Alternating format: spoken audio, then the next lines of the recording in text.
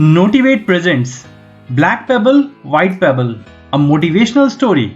बहुत समय पहले की बात है। दूर एक गांव में एक बहुत ही अमीर आदमी रहता था जो कि बाकी लोगों को उनके छोटे बिजनेस के लिए लोन दिया करता था। लोन देने की इसी वजह से वो लोन शार्क के नाम से भी जाना जाता था। लोन शार्क उम्र से बहुत ही बूढ़ा और दिखने में बहुत ही अनअट्रैक्टिव था और उसको मारिया की बेटी बहुत पसंद थी। मारिया वो जिसको उसने काफी सारा लोन दे रखा था। इसी वजह से एक दिन उसने मारिया के सामने एक डील रखी कि अगर मारिया अपनी बेटी की शादी उस लोन शार्क से करवा दे तो वो उसका पूरा का पूरा लोन एक बार में माफ कर देगा। लोन शार्क की ये बात मारिया को बिल्कुल भी पसंद नहीं आई। तब लोन शार्क ने मारिया के सामने एक प्रपोजल रखा।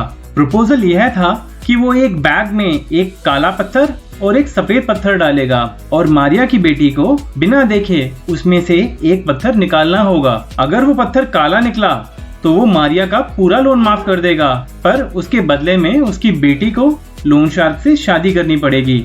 लेकिन अगर मारिया की बेटी ने सफेद पत्थर निकाला तो वो उसका लोन माफ तो कर देगा, लेकिन मारिया की बेटी को लोन शार्क से शादी करने की कोई जरूरत नहीं है। तय किए गए दिन लोन शार्क, मारिया और मारिया की बेटी तीनों लोन शार्क के गार्डन में आ जाते हैं। तभी लोन शार्क झुककर दो पत्थर उठाता है और उन्हें बैग में डालता है। तभी मारिया की बेटी ये ऑब्जर्व करती है कि उसने दो काले पत्थर ही बैग में डाले हैं। फिर लोन शार्क मारिया की बेटी को बैग में हाथ डालकर एक पत्थर निकालने को कहता है। ये सब देखते हुए मारिया की बेटी के पास अब तीन चॉइसेस थी। पहली, या तो वो पत्थर निकालने के लिए मना कर दे। दूसरी, या तो वो बैग में हाथ डालकर दोनों पत्थर निकाले और लोन शार्क की चीटिंग को एक्सपोज कर दे। और तीसरा रास्ता ये था कि वो एक पत्थर निकाले पूरी तरह से ये जानते हुए कि बैग में दोनों पत्थर ब्लैक हैं और अपनी मदर की फ्रीडम के लिए अपने आप को सैक्रिफाइस कर दे।